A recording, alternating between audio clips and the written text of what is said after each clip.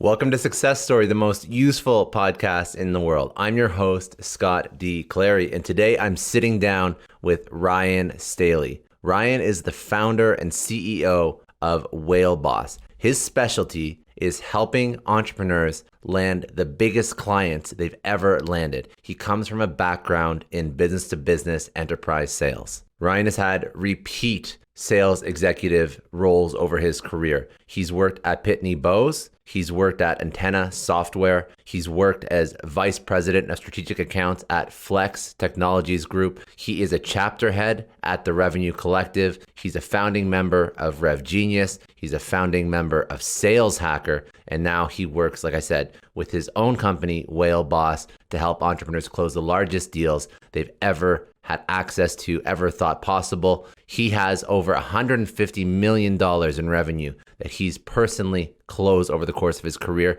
And his claim to fame in his most recent role is scaling from $0 to $30 million in annual recurring revenue with 4 salespeople that he was working with under his tutelage with zero marketing, zero demand generation. So if you're just starting out, regardless of whether or not you're selling software, you could be selling hardware, you could be selling a service to help you move up market and close larger deals. We have 2 incredible sponsors for today's episode. We have JustWorks, a tool that allows you to scale your small business easier. And then we have Gusto, your one-stop shop for all payroll solutions. This is another episode of Success Story Podcast. Without further ado, Ryan Staley. It'd be like saying YOLO and throwing all your money on GameStop. Now, Granted, it could work out, but there's a lot of poor staffs that lost a lot of money on that. You know what I'm saying? Yeah. Or just going all in on a meme stock, right? Yeah.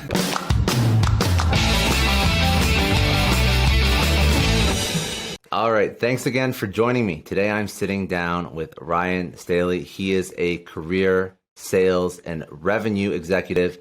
He had his first success in business as an inside sales rep selling cutting-edge technology, training CIOs, CTOs, and VPs. He finished number 1 nationally, was promoted to manager and then senior manager, kicking off an incredible career in sales, moving into more complex, larger enterprise organizations. He was a multiple-year President's Club winner and equity holder. The experience building this incredible sales career launched Ryan into leadership positions in which he was responsible for transforming struggling business units into top performing offices, creating enterprise teams from scratch. The new business units he created in one particular company grew from 0 to 30 million annual recurring revenue, 30 million in capital revenue, over 30 individual $500,000 plus contracts, and one $20 million contract, if I'm not mistaken, with only 4 salespeople, no lead generation, no demand generation.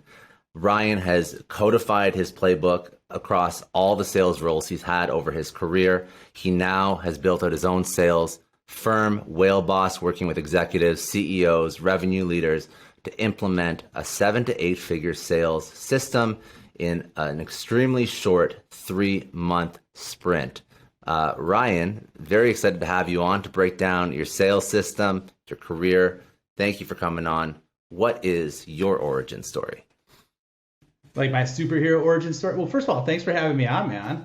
It's good to see you. No, my pleasure. Speaking of I've been doing sales and marketing. I see you everywhere. So you're doing a fantastic job of getting your name out there, man.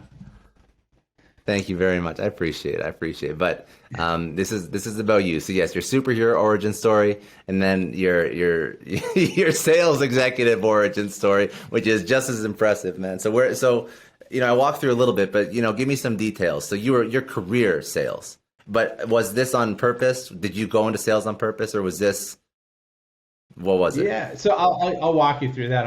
It was kind of interesting because and this isn't in the bio that you read, but everybody starts somewhere. And my whole beginning into sales and what made it attractive to me, I was like a paper boy, so I had a paper route, multiple paper routes when I was there. I then became a bus boy and had the wage of $3.75 an hour plus tips, so that was fantastic. But what I saw on the way home from being a busboy when I was caked in that Italian food smell from the pizzeria that I worked at, and just had my dress shirt that just kind of stunk, right? It's disgusting.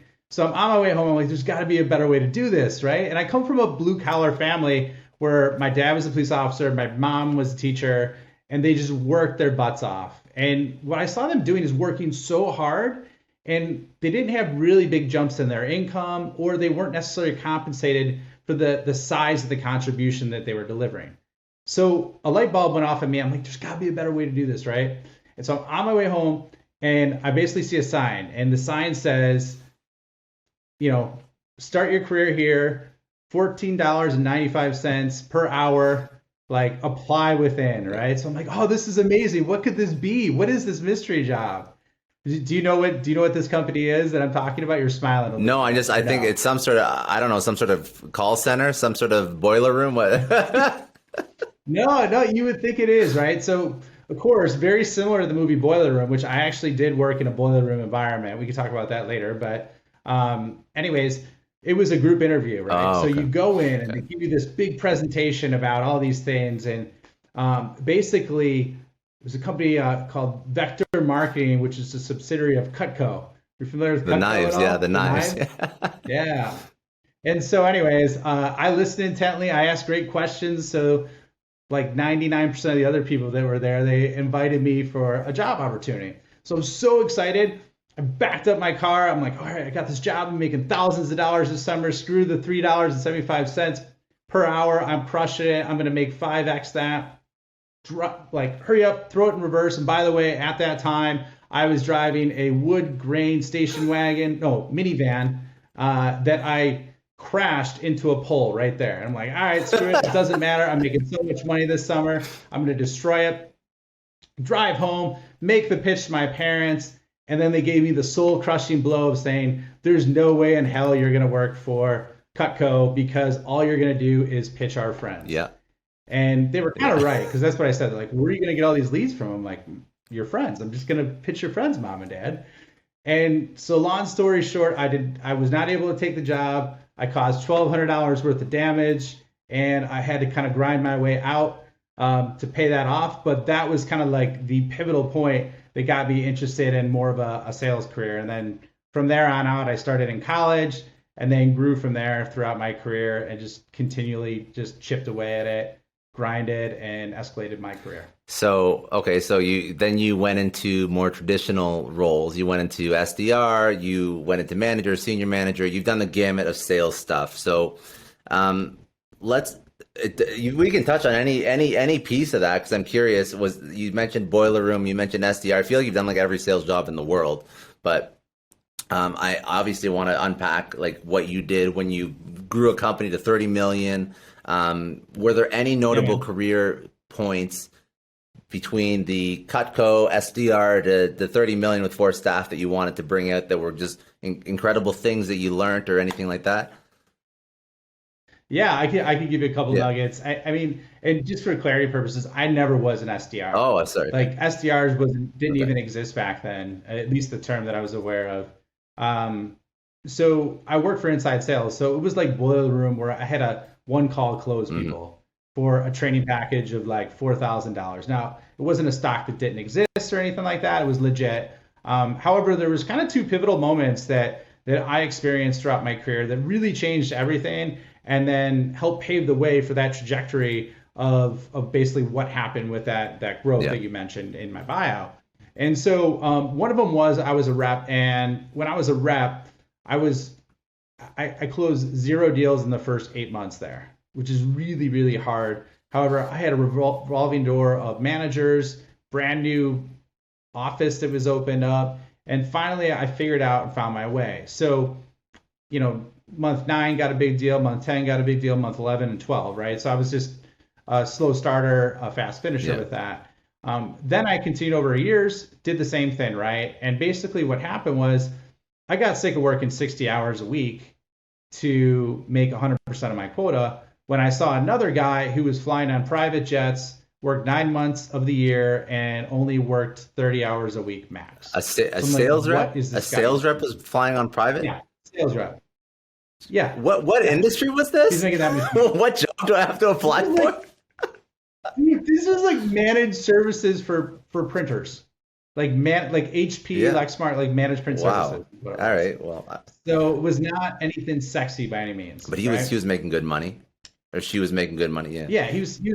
doing really well, and I'm sure I'm not even gonna get into it.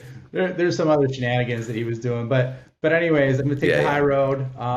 And so what happened was I like really dissected what this guy was doing. I'm like, I got to figure this out. So I reverse engineered it, found out this guy basically out of his whatever 180% of quota he hit it every year, roughly about 130% of it came from like two deals. Okay.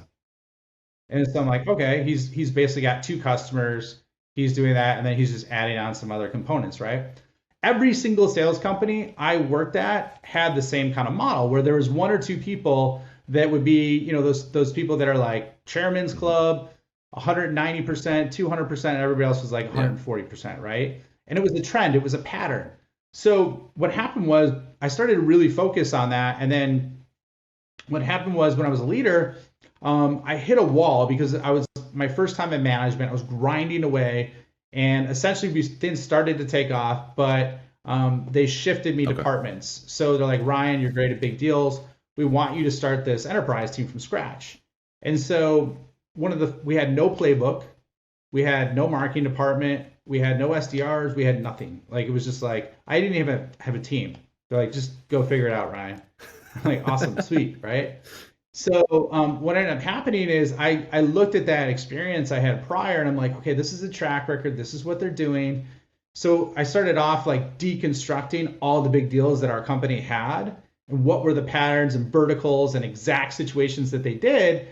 And then from that, basically I started to see patterns in terms of how people bought, what they did, and how they acquired different customers. And so I took that like basically that I modeled all those success factors and then put it into and package it into a process that I developed from scratch on how to sell enterprise deals. And what we did is we leveled up each year. So for example, our monthly recurring revenue for the size of the deals might be $20,000 a month, right? In year one.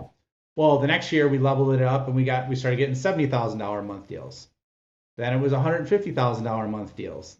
Then it was, $300,000. Then it was $600,000. So that was the way we scaled really fast, as we kept and specifically focused and were really hyper targeted on continually expanding and multiplying our biggest customers. And that's how we were able to be resourceful and get those results. That's an interesting. So you were just, now the name makes sense. You were going after the whales. You were going after, that's the name. Yeah. So exactly. that's the point where you scaled. So and by the way, I guess I sort of skipped over this, but I didn't even realize when I said it, but SDR, so sales development rep. I guess that's the modern iteration of an inside sales rep for whoever is listening and trying to unpack those acronyms. So as you went through, you finally end up in the sales management position. You sort of reverse engineer this process. This is the process that you use to build out this $30 million revenue machine in your business. When do you start to branch out on your own? This is probably where you start to understand, like, okay, I have a process here. It's worked repeatedly.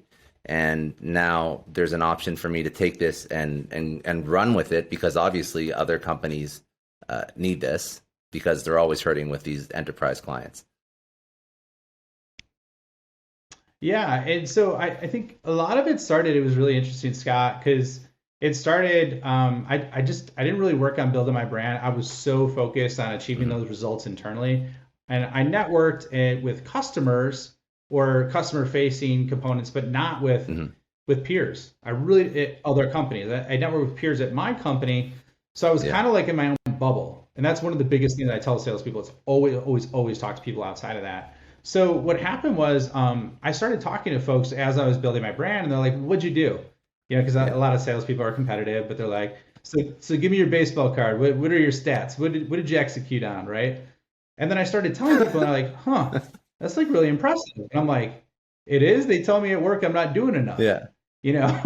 So like I was like, oh my God, like Yeah. I got something here, right? And then I started asking around them. They're like, dude, nobody else is doing that. And so I'm like, okay, this is interesting. So basically, what happened, and we talked about this a little bit before, is my firm. I started to work on creating a methodology and a frameworks around this. Started to create a course for sales reps, not for companies. My company found out about it. They didn't like it. It was in the middle of COVID, and they say, Ryan, it's Yeah. time for you to leave, right? After being there for 9.5 years. So it was like the peak of COVID. So that's a whole nother story. We don't need to get into that I now. don't want. I But don't want to bring up. a little I hard. don't want to bring up So bad memories. Give you a little PTSD. Yeah. yeah, it sucked, man. The first 4 or 5 months, I was Yeah. just trying to figure out what was going on. I mean, that's when the riots were happening in Chicago. There was all sorts. I mean, it was a really unique time, and I kept saying to myself, as a point of motivation, like, Ryan, this is going to be a hell of a comeback story. This is going to be a hell of a redemption story. And so I did an enterprise summit last year in October, and I started talking to people. Once again, this kind of came to the surface, and I'm like, I really want to be working with CEOs. And I started talking to my network, and people are like, well, what you did, I want you to do that for my company.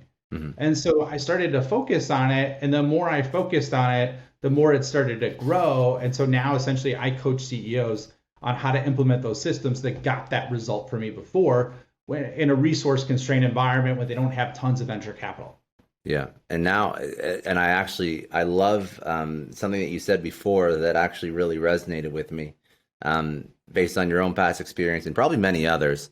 There's a lot of a lot of founders that all they want to do is raise money. All they want to do is bring on investors. Oh, it's too slow to bootstrap. And for a lot of people, it is very hard to bootstrap. But your purpose is, okay, there's other ways to go up market, to close multi-million-dollar customers without having to have venture capital and put on this incredibly stressful growth trajectory that you always go on when you take in outside money. So that's also something that's very, the fact that you brought that up, that you realize that a lot of founders deal with that, I think it's quite respectful. Thank you. So how has it been? Because when, the fact that you've done this for companies, you did this for your own company, it blows my mind, honestly, the fact that they let you go because of a course that brought them X million dollars. Honestly, like it is what it is. I have my own thoughts about that, but that's okay. I'm all about building personal brands, and I'm a big proponent of it, regardless of whether or not you're in or out of a company. I think it's only a benefit to the company at the end of the day, but not everybody agrees. So, moving on from that, so what are your results like working with companies? Because you make a bold claim. You say, how did you the way you phrase it is 7 to 8 figures, implement 7 to 8 figure sales systems in a 3-month period. I'm assuming industry agnostic, doesn't matter. This is what you can go and implement. So walk me through some of the results that you've actually had. What is your baseball card since you left?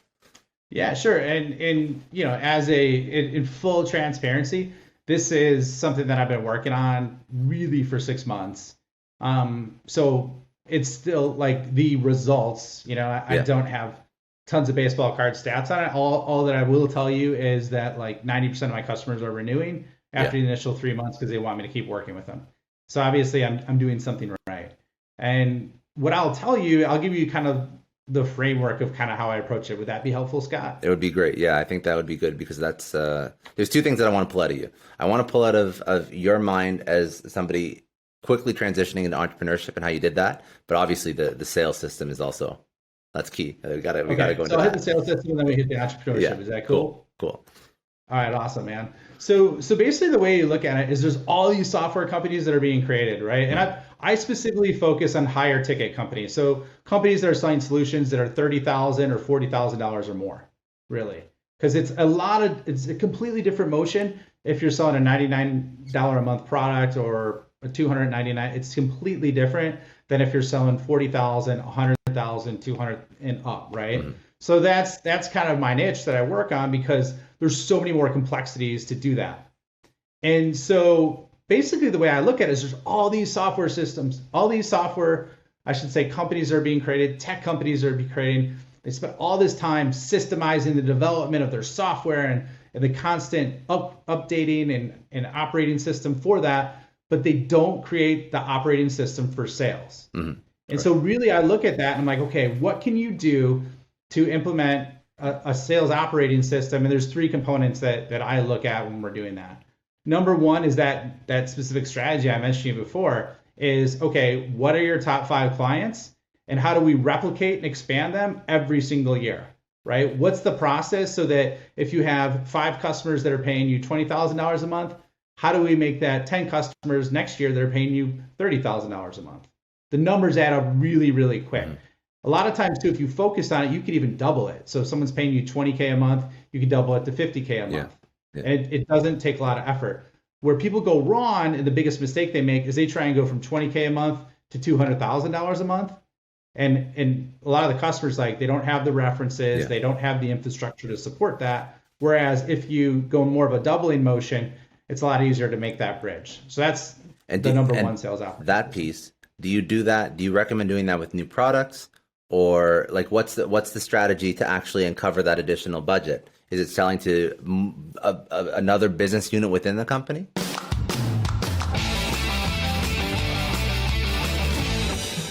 I just want to take a second and thank the sponsor of today's episode, JustWorks. JustWorks relieves all the headache to do with admin work or HR work for your company. If you're a small business owner, if you're an entrepreneur, JustWorks is going to allow you to focus on building the business, not working in the business, right? Work on the business, not in it. And all the admin headaches that come with running and scaling a business, JustWorks is the tool that allows you to get those off your plate. So these are just some of the things that JustWorks does. It allows employees to onboard themselves in a few minutes, gives them immediate access to all your healthcare insurance plans, large national group insurance plans. It gives you access to 24/7 HR consultants so you can access anytime. It allows you to run payroll, manage benefits, figure out state-by-state regulations and tax implications. It allows you to disseminate all of the sick leave policies, insurance policies to your staff without having to be bogged down with administrative headache and answering questions. Your staff can use JustWorks, your employees can use JustWorks so that you can truly focus on growing your business. One of the biggest issues that entrepreneurs have or small business owners have, and I've seen it firsthand, and I've spoken to a lot of entrepreneurs and small business owners, is that they get too caught up in running the day-to-day and they don't focus on the vision. And if you don't focus on building the company, if you don't focus on the vision of the organization, it's not going to grow. So you owe it to your employees to invest in tools like JustWorks so that you can focus again on that vision and focus on building. And then the other admin components that you just don't want to take on, that's where JustWorks has your back. If you want to learn more about JustWorks, go to justworks.com. And you will see a full list of all the various things they can do for your business, all the tasks they can automate, all the headache they can remove. So go to justworks.com for more info, and you can find out exactly how JustWorks can help your business. All right, let's get back to the show.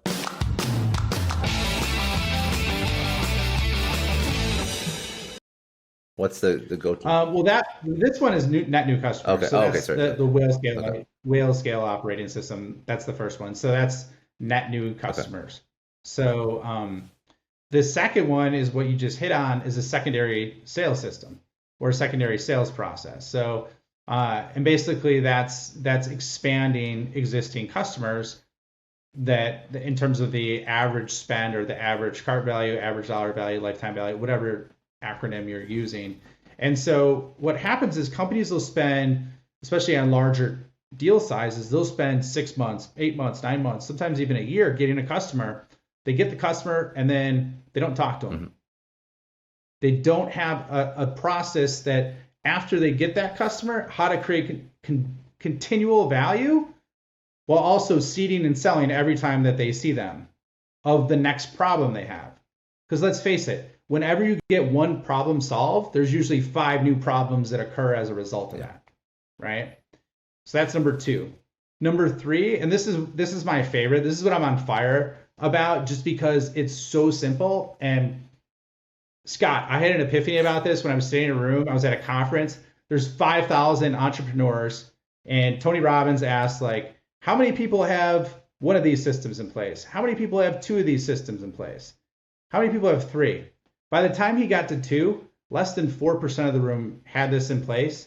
He's like, that's one of the single biggest components you could do to double and triple your company. And you want to know what it is? What? It's a system around customer to customer referrals. Hmm. If you look at Dropbox, Dropbox literally grew from 100,000 users to 4 million users in 18 months because of a referral system. Interesting. Very That's the interesting. main source of it. You're right. I think you're And it's 100% right. simple, Nobody really focuses on that. right? Yeah, so that's a specific example. There's another company that I know too. This isn't out on the web or anything like that, but essentially they grew from 1 million to about 5 million in 18 months and sold to LinkedIn. And they did that through a referral system. So it's like you build up all this capital with your customers, but you don't systemize on them spreading their word and accelerating the word of all the work that you've done to them to make them happy.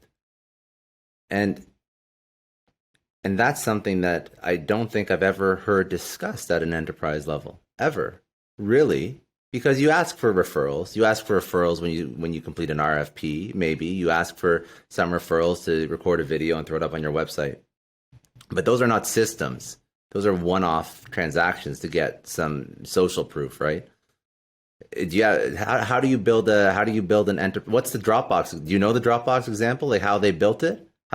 Yeah, that one's super simple, and I'll give you this as a takeaway, but then I'll give you kind of like the high level framework of kind of how I view it or approach it. But like all Dropbox did is they included in their implementation, 7 steps to implement it and get started. And step number 7 was if you refer us 2 people, you'll get an extra 250 megs of space. That's it. So that's a real simple one. Now, granted, that's on a lower ticket, $99 a month one, but on the enterprise side, there's a lot of opportunities. And so the way I approached it, and I got hit by a bunch of different angles with this, but basically I used the behavior design that created Instagram, that the founders of Instagram used to basically explode that platform, that social media platform. So I use the behavior design from that to make it super and drop it into an existing process that you already have. So it's not all these new things that you got to do, right, from your team's perspective. And then also I leverage the behavior dynamics of a lot of psychology. And I'll give you a simple principle that works just wonders. And this is very, very simple. However, it's got to be customized to the individuals. But like, for example, have you heard of Robert Cialdini's book, Persuasion or Persuasion or Influence and Persuasion? Yeah. So the reciprocity principle, which is number 1, is the idea, and I love this example because it's so simple, everybody gets it, is that, when you go to a diner, you go to a restaurant and your waitress comes or waiter comes and they're like, all right, here's the bill. Before that, the ones that give you something get a 17% increase in tips, right? Now, if they make it custom or specific to you, like they bring you the bill and it's unexpected and they come back like, oh, here's some coffee. I realize that you really like coffee. You could take this to go. Those people get a 30% bump in their tips. And it's because people feel the need to reciprocate if you give them something of value, specifically on the spot. So that's part of the process that we integrate in there. And then the third, last but not least step is you map the process on your side, you map the behavior dynamics, but then at the same time, you mirror those to the peak emotional experiences that your customers have throughout their journey from the point in which they sign with you to the point in which they have their first win to the point in which they're, over the moon. And those are the right times to ask because you give them something, they're super ecstatic, they love you, and and then you got to make it easy for them, and then they'll give you those referrals all day long. That's very, very smart. So this is the three-part system that you implement. Now, how do you do this in 3 months? That's not easy either. You can, you go into an enterprise organization, you do it over a year, but what about the 3-month piece? Yeah, and so in full transparency, I'm not working with billion-dollar companies on this, right? No, fair, yeah. So just a little bit more agile. These are people that are selling to enterprise companies, selling to big deals, I should say. So it's now granted, however, I will tell you this: there is one of the biggest companies in the world that I'm in conversations with that is not doing this. So like it scales from up and down, which is why a lot of people are highly interested, and then you map the metrics to it, and it's insane. And it's even backed by HubSpot that 92% of, I think it's maybe 84, it's 84%, I believe. 84% of new purchases start with a conversation from a peer.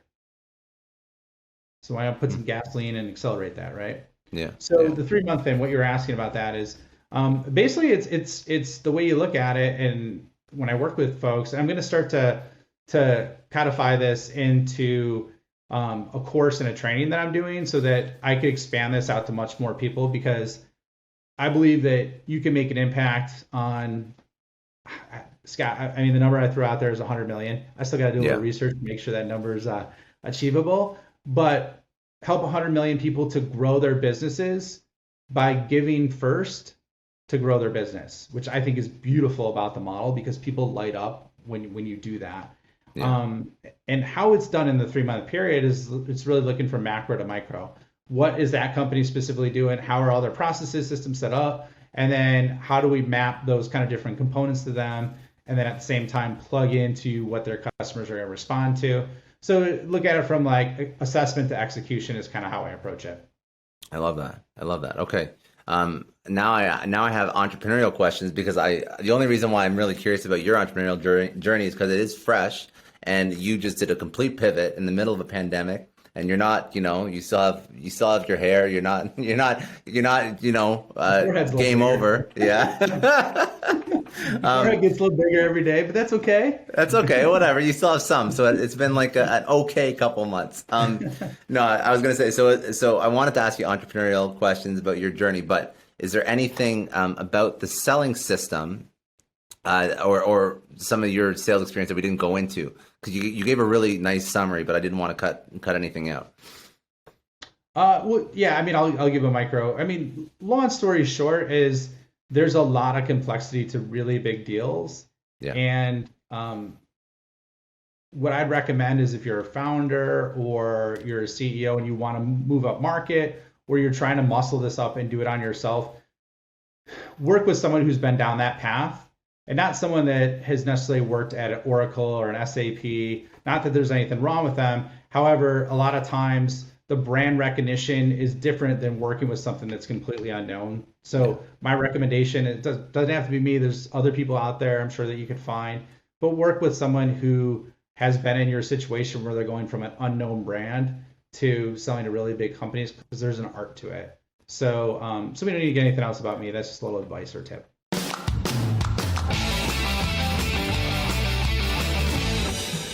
I just want to take a second and thank the sponsor of today's episode, Gusto. Gusto is the easy online payroll and benefit solution set up for small businesses. So really, Gusto is payroll, benefits, onboarding, HR, all in one place. And it helps you accomplish all of that, but keep in mind, it is built for the business owner. It is a people-first platform. It is the most user-friendly tool that I've ever used. And this is really just to remove all the busy work, all the admin work away from running a business. So let me just list out what it takes care of, because it really is an all-in-one. So it does payroll, W-2s, 1099s, health benefits, 401ks, offer letters, onboarding checklists, software setup. They transition your entire business from whatever you're previously using to Gusto free of charge. They also have on-demand access to HR experts in the platform. You can get unlimited payrolls for a monthly price, automatically file all of your taxes, state and federal. When customers migrate to Gusto, they don't leave. 94% of their customers say that Gusto has dramatically streamlined all of their payroll headaches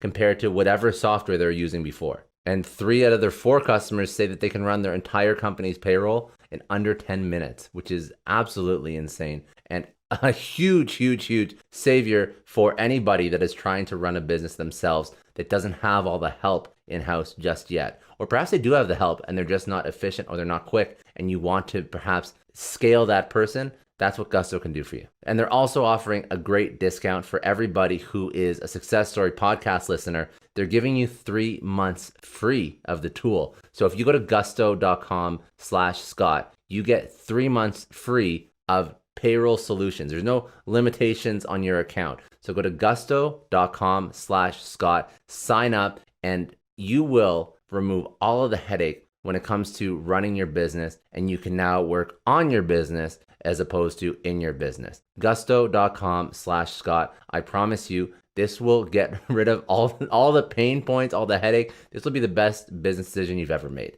All right, let's get back to the show.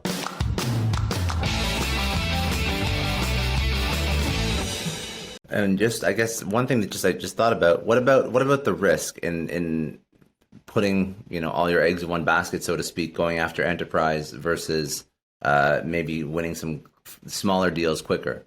Is that an issue? I think no, because I don't believe you should do that, right? It'd be like saying YOLO and throwing all your money on GameStop. Now, granted, it could work out, but there's a lot of poor staffs that lost a lot of money on that. You know what I'm saying? Yeah. Or just going all in on a meme stock, right? Yeah. So and while we're on the topic of investments, real simple way is look at, and you don't need to hire a whole new enterprise team. You can, with this method, you can start to have your team expand up and do it, and look at it like a balanced portfolio, right? If you want to start going up market, have 30% of them be enterprise, 50% being mid-market, and maybe 20% being small and medium business. It all depends on your business. Yeah. Or if you're mid-market and enterprise, you do a 70-30 split to start, and then it could eventually move to 50-50, because then you have the lawns and then the short and medium wins too for cash flow purposes. That's smart. Very smart. Okay. Let's break down your entrepreneurial journey. So you're starting a course, you were let go. What do you do next? Do you work, how did you decide to start this company, and what were the steps you took? Yeah, man. So I always had the dream of starting my own company and doing my own thing. I think I probably should have left 3 years ago, to be completely honest. I stayed 2 years too long. And the reason being is I was always, once you start to get to a point in the corporate world, you make good money, it's safe, and it's almost like you feel bad if you turn your nose at that and say hey, I'm gonna do my own thing and start from scratch, right? My situation was a little bit different, so I was forced into it. However, not once did I look for another job. I'm I'm gonna find a way to make this work, and it's been my dream. I don't want to ever work for someone else again. Now that's where I'm at right now. Maybe it changes, right? So I burned my boats. And dude, I'll tell you, man, when it first happened, it was really hard, and I haven't told this to anybody at all, so your folks are first to hear it, but in a sense of vulnerability, yeah. Because it's not a wound anymore. It's probably more of a scar. But I remember it was not a good day in the Staley household. My wife was like, "What are you gonna do?" She was upset. My son thought that he played in band at the time, and I love the little guy. He's like, "Dad, am I gonna have to play my saxophone for money? Are we getting kicked out of our house?" And it's funny now. However, it was gut wrenching to see my family with all that indecisiveness. So I just started chipping away and trying lots of things. I had some mentorship in different areas. I joined some coaching groups to upskill myself, because that's the fastest way to get results. You got to invest in yourself to get those outcomes. And I started trying a lot of different things and really taking note. And I worked a lot of hours. Yeah. And really, it kind of got to the point where that was the first 5 months of it. And then once I made the shift, I had a lot more clarity around what I needed to do and how I needed to approach it. So the biggest thing that I think is really, really important that I made the mistake that I'll share with you, the listener, is that I try to do too many things at once. And I still have the curse of the shiny ball syndrome every now and then now as well. But to really narrow it down on one offering and just absolutely crush that offering, and then you could think about scaling later. So that's my advice, and that's kind of where I've gotten to, and I'm out of the thick of it now, and things are exciting. That's amazing, and that's good for you. Very good for you. Seriously, congratulations, because that's not easy. And you found this. You found that this is you had your product that you had proven out that has worked, and then you just sold it. You sold this strategy to businesses, and now. When did you close your first deal as an entrepreneur? Was it month 5? Yeah, well, so I started having people. It's funny because I started having people want me to coach them on how to sell, because I help sales reps. I help one person increase their income from never being in B2B sales to almost 500K in like a couple of years. So, I had some coaching students like right from the get-go, Okay. like people wanted me to work with them and help them. So I had kind of different avenues where I started to do that. My first consulting company that I closed was right after I did the Enterprise Sales Summit. And it was kind of on accident because I wasn't focused on it, but I had someone from my network tell me, I want you to help me with Hmm. this. And then I had someone else from a referral tell me like, hey, like I want you to help with this. And then I started getting more referrals, leveraging my own dog food, and that's where my passion for referrals comes. Because I basically started to create, really really good cash flow and momentum from harnessing referrals. And I wasn't even focused on that, Hmm. Scott. Like originally, like I didn't play inside my network with that. I was always siloed in my company, like I said. So I'm like, this could be one of the best gifts that I could give entrepreneurs or startups that are starting if I could teach them how to do this and systemize Hmm. it. And right now, is it still you that has to go in and teach, or are you starting to coursify this? Because you said you were trying to do that. Yeah, so I have customers that I work with one on one, and obviously there's limitations Yeah. to that, in terms of scaling your time.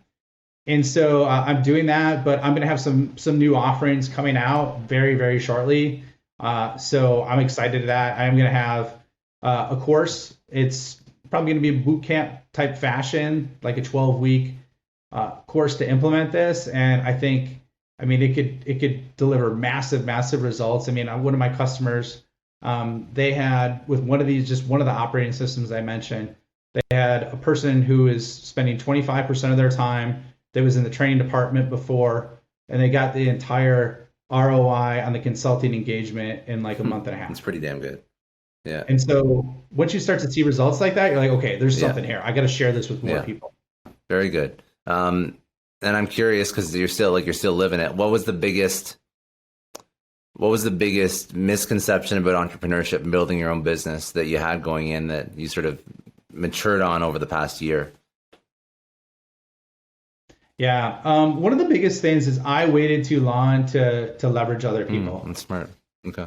I tried to lone wolf it, and with my pride, I'm like, I'm gonna figure this out. This is what I'm gonna do, right? And I started talking to more and more people, and at the same time, I wish I would have outsourced different components of what I was doing, and that would have massively Yeah. accelerated like where I was going and how Do fast I you could do have you, done do you that. outsource stuff now? Like, like it's not Yeah, just you now. You're yeah. you're starting to grow like team and build it there. Right. Yeah, I have different contract. You don't even have to hire Yeah. people full time right now. That's the beautiful thing, right? So you can ramp it up, whether it be with your content, whether it be your podcast development, whether it be Yeah. I mean, there's so many different We things. were talking about this Yeah. before, like how we're like I'm trying to do that now just because and it's like the classic like first time. I don't even know it's first time. It's just classic person who's never scaled before problem. They just feel they can do everything themselves. Yeah. But, And that's I yeah. mean, that's like, and here's the thing. Somebody told me this, and a great book to read on this is Who Not How. Have you ever heard of the book Who Not How by Dan Sullivan and I, Ben I, Hardy? it is a familiar name, but I'm not placing it. Maybe I've seen it in the past. I can't Okay, remember. so any entrepreneur that wants to get more skilled at outsourcing, read that book. Like it All right. totally changes the game in terms of your time. Like you could buy your time back at a discount massively. It's insane. Mhm. So that's my tip. Good. That's good. Okay. I like to do some rapid fire career questions to pull it at the end. Is there anything else that you want to touch on about what you're doing with your business going forward, or did we cover most everything? No, man, we pretty much covered everything. So just like Okay. if you're Okay. Cool. interested, connect with me. I mean, like connect with me on LinkedIn, and I have a Yeah. podcast as well, Sales and Marketing Built Freedom. Nice. Very nice. Okay. Good. All right. Biggest challenge you had in your entire career? How did you overcome it? Yeah, I think my biggest challenge in my entire career was when I got demoted, even though I was doing well, because I was burnt out and fried. Hmm. And at the same time, my relationships were melting down with my family, with my kids, because I was so burnt out. I was fried. And how I overcame it is I started focusing on things outside of work just like I did goals for work, I did goals about relationships and fun and life, and that changed everything. My results got better, everything got better. So that's one thing I'd recommend. Good. Smart. Very smart. Um, what would be one thing you would tell your 20-year-old self? The 20-year-old's not even my 21, so I can't even drink yet in this scenario, right? You're still responsible, because then the lessons go downhill once you start drinking for like the next 5 years. Okay. So don't. That makes sense, man. So here's what I would say is like early in my career, one of the beautiful gifts that I got from my parents is to work hard. And that's only a piece of the equation. So my advice I give to my 20-year-old self, not my 21-year-old self, is to really seek out the best of what you want to become, who those people are, what do they look like, what do they believe, and reverse engineer that, and you can do anything in really fast time. And it took me a long time to figure that out. Once I figured that out, I mean, things took off like a rocket. Good advice. Very good advice. You just touched on this, but I'll see if you get a different answer. The person or people who have been really influential in your life, what did they teach you? Yeah, I mean, my parents and my wife, my kids, is just being loving, and putting your heart out there and just being supportive no matter what the situation. And that's been absolutely amazing with all the ups and downs that I've had in my career. So this is a different answer. It's more on the emotional side, Scott, So It's okay. It's good. So yeah, it's man. good. So that's what I would say is just people being there for you in situations when you really, really need them. Good. What's a podcast or a book that you'd recommend people go check out besides all the ones you already recommended? I'm blowing away. I'm dropping stuff left and right. Okay. I know. Can I give 2 books? Is that cool, man? Yeah, for sure. Go for it. All right. So and I like a little recency bias, but one book that's really good for exponential thinking is a book called U Squared. Have you ever heard of U Squared? No, I don't know that. These are new to me. It's These are all new. only 36 pages long. And it's one of the most thought-provoking books. And a mentor of mine recommended me to read it every single week because it's all about thinking differently in ways that can exponentially increase your life. So that's book number 1. Book number 2 that I am in the middle of that I'm absolutely infatuated with is The Innovation Secrets of Steve Jobs.